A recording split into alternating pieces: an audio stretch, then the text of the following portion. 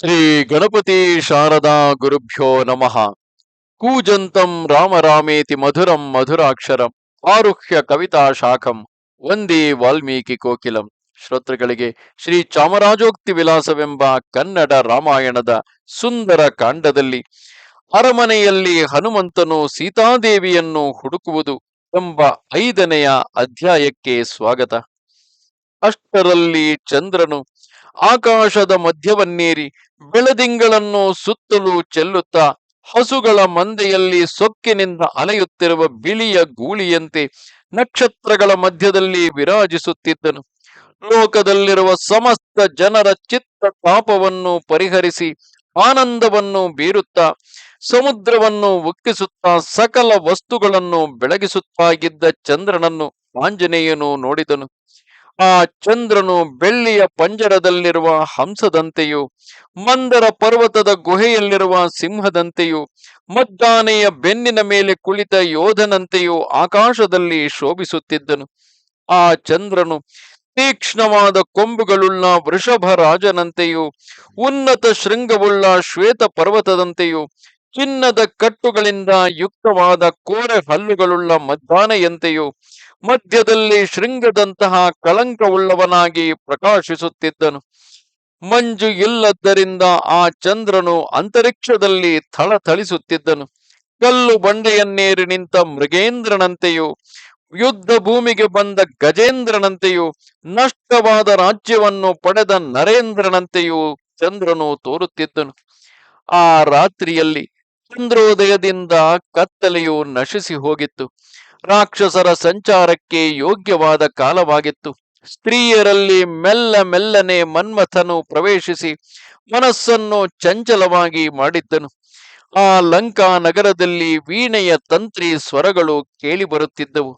ಅನೇಕ ರಾಕ್ಷಸ ಸ್ತ್ರೀಯರು ತಮ್ಮ ಪ್ರಿಯರೊಂದಿಗೆ ವಿಹರಿಸುತ್ತಾ ಆನಂದದಲ್ಲಿದ್ದರು. ಕೆಲವು ರಾಕ್ಷಸರು ಮದ್ಯಪಾನವನ್ನು ಮಾಡಿ ಮತ್ತರಾಗಿದ್ದರು. ಕೆಲವರು ಜಗಳವಾಡುತ್ತಿದ್ದರು.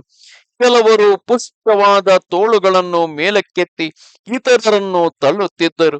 ಕೆಲವರು ಮದಿಸಿದವರಾಗಿ ಹುಚ್ಚು ಹುಚ್ಚು ಮಾತನಾಡುತ್ತಿದ್ದರು. ಕೆಲವರು ಪರಸ್ಪರರಾಗಿ ನಿಂದಿಸುತ್ತಿದ್ದರು. ಇನ್ನು ಕೆಲವು ರಾಕ್ಷಸರು ತಮ್ಮ ಕಾಂತೆಯರನ್ನು ಹೊರಗಿಕೊಂಡು ಕೆಲವರು ದೃಢವಾದ ಧನುಸ್ಸುಗಳನ್ನು ಹೆದೆಯೇರಿಸಿಕೊಂಡು ಇದ್ದರು. ಹಾಗೆಯೇ ಅನೇಕ ರಾಕ್ಷಸ ಸ್ತ್ರೀಯರು ಪ್ರೇಮಾಲಾಪಗಳನ್ನು ನಡೆಸುತ್ತಲೂ ಅನೇಕರು ಹಾಸಿಗೆಗಳಲ್ಲಿ ನಿದ್ರಿಸುತ್ತಲೂ ಅನೇಕರು ತಮ್ಮ ಪ್ರಿಯರೊಂದಿಗೆ ನಗುತ್ತಲೂ ಅನೇಕರು ಪ್ರಣಯ ಕೋಪದಿಂದ ನಿಟ್ಟುಸಿರು ಬಿಡುತ್ತಲೂ ಇದ್ದರು. ಆಂಜನೇಯನು ಮುಂದೆ ಹೋಗುತ್ತಾ ರಾವಣೇಶ್ವರನ ವಶದಲ್ಲಿ ಅಧಿಕಾರಿಗಳಾಗಿದ್ದ ಬಹುಮಂದಿ ಪ್ರಧಾನರನ್ನು ಸುಂದರಾಕೃತಿಯುಳ್ಳ ಪುರುಷರನ್ನು ಕಂಡನು.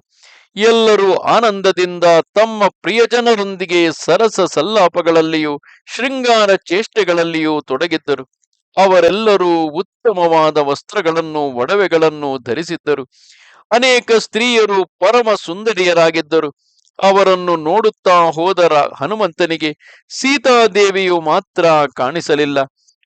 ಆ ಸೀತಾದೇವಿಯು ಉತ್ತಮ ಕುಲದಲ್ಲಿ ಜನಿಸಿ ಸನಾತನವಾದ ಧರ್ಮದಲ್ಲಿ ನಿಷ್ಠಳಾದವಳು. ಶ್ರೀರಾಮನನ್ನೇ ಸರ್ವದಾ ಧ್ಯಾನಿಸುತ್ತಿದ್ದವಳು. ಸಕಲ ಸ್ತ್ರೀಯರಿಗಿಂತಲೂ ಶ್ರೇಷ್ಠಳಾದವಳು. ಹಿಂದೆ ದಂಡಕಾರಣ್ಯದಲ್ಲಿ ಶ್ರೀರಾಮನೊಡನೆ ಇದ್ದಾಗ ಹೆಣ್ಣು ನವಿಲಿನಂತೆ ನಲಿಯುತ್ತಾ ಇದ್ದು ಈಗ ರಾವಣನ ಪಟ್ಟಣದಲ್ಲಿ ಕಣ್ಣೀರು ಸುರಿಸುತ್ತಾ ಕೃಶವಾದ ಚಂದ್ರಲೇಖೆಯಂತೆ ಇರತಕ್ಕವಳು. ಧೂಳಿನಿಂದ ಮುಚ್ಚಿದ ಚಿನ್ನದ ಸಲಾಕೆಯಂತೆಯೂ ವಾಯುವಿನಿಂದ ಭಿನ್ನ ಭಿನ್ನವಾದ ಮೇಘ ಪಂಕ್ತಿಯಂತೆಯೂ ಇರುವವಳು. ರಘುನಾಥನ ಧರ್ಮಪತ್ನಿಯಾದ ಆ ಸೀತಾದೇವಿಯನ್ನು ಕಾಣದೆ ಹನುಮಂತನಿಗೆ ಬಹಳ ಚಿಂತೆಯುಂಟಾಯಿತು.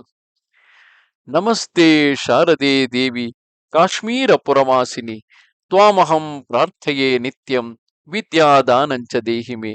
ನಮಸ್ಕಾರ.